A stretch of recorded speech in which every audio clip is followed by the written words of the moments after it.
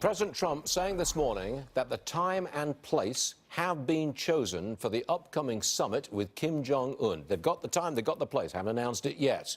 Joining us now is the founder of the Heritage Foundation, Edwin Feulner. Wow, the founder of the Heritage Foundation. We are blessed. Great to be here. I wanted to get out of the swamp for one day, anyhow, so here I am. Look, you've just come back from Asia. I have. I'm calling it progress that you've got the time and the date for the summit, and the president also said that removing American troops from South Korea is not on the table. I call this progress. It's real progress, and his team is absolutely prepared. Pompeo, John Bolton, these guys know what they're doing. They've studied this thing for decades. They know where they're going, and they remember what Ronald Reagan said, trust but verify. Got it. But on that note, do you think that at the end of the day, it is possible that Kim Jong-un will get rid of those nukes, just get rid of them? You really think so? There's not going to be a U-Haul caravan going out of Pyongyang with those nukes. Yeah, staged, but no lifting of sanctions until after they're out, period. And you got to convince China that, which will be a big challenge. And you are very skeptical that at the end of the day the nukes go. We've been here before. We'll have a deal of some sort. We've been here before, though, on the nuclear thing, and never did quite work out the way we wanted it to. Once they've got them, it's hard to say goodbye to them. Because he wants to survive above all else. He wants to survive as the leader of North Korea. But I think this administration has said, hey, get rid of the nukes. We're not going to go after regime change. And we can get along like East Germany, West Germany, go through a period like that. Maybe that's enough.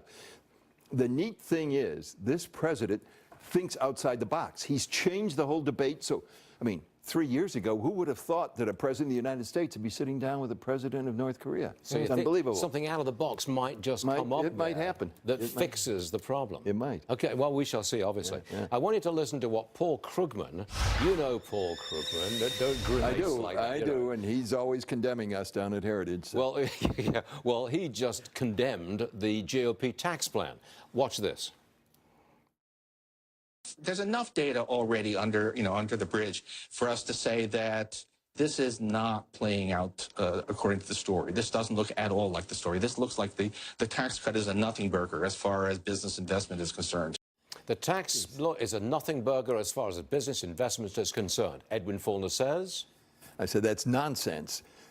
Job creation, the unemployment numbers we just heard this morning, the repatriation of capital coming back. Yeah, some of it's going to stock buybacks, but when Apple, I remember being on with you one time saying, well, if tax bill goes well, Apple will repatriate $100 billion, 300 plus billion. It's coming back, it's going to be invested. Even if it goes out in shareholder disbursements, the shareholders are going to do things with it. This is Small Business Week. Yay for small business. 30 million small businesses, that's where jobs are created.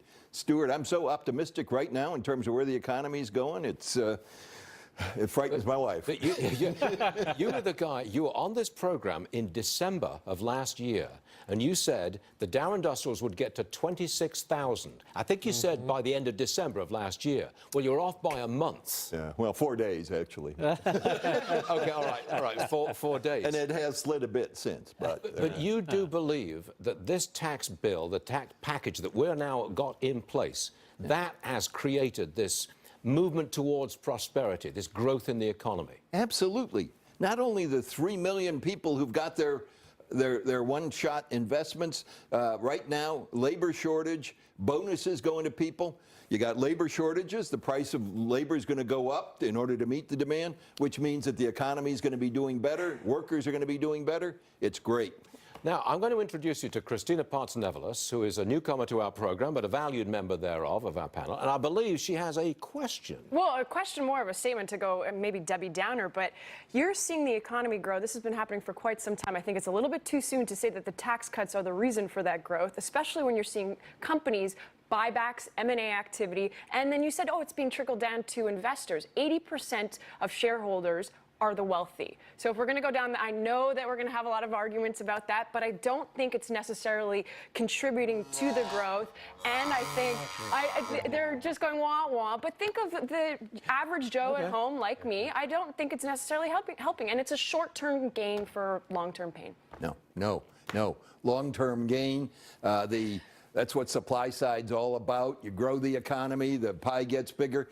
But beyond that, you look at where these numbers are heading, and it's very, very upbeat and optimistic from my perspective in terms not only of what we already talked about in growing economy, but businesses aren't investing, though. That's the issue right now. Even Goldman Sachs, you don't believe me. You have many banks that are putting out notes saying that they are concerned businesses are not investing and they're not contributing to wage growth. Why is J.P. Morgan Chase opening 300 new branches? Because they need to diversify away from fixed income.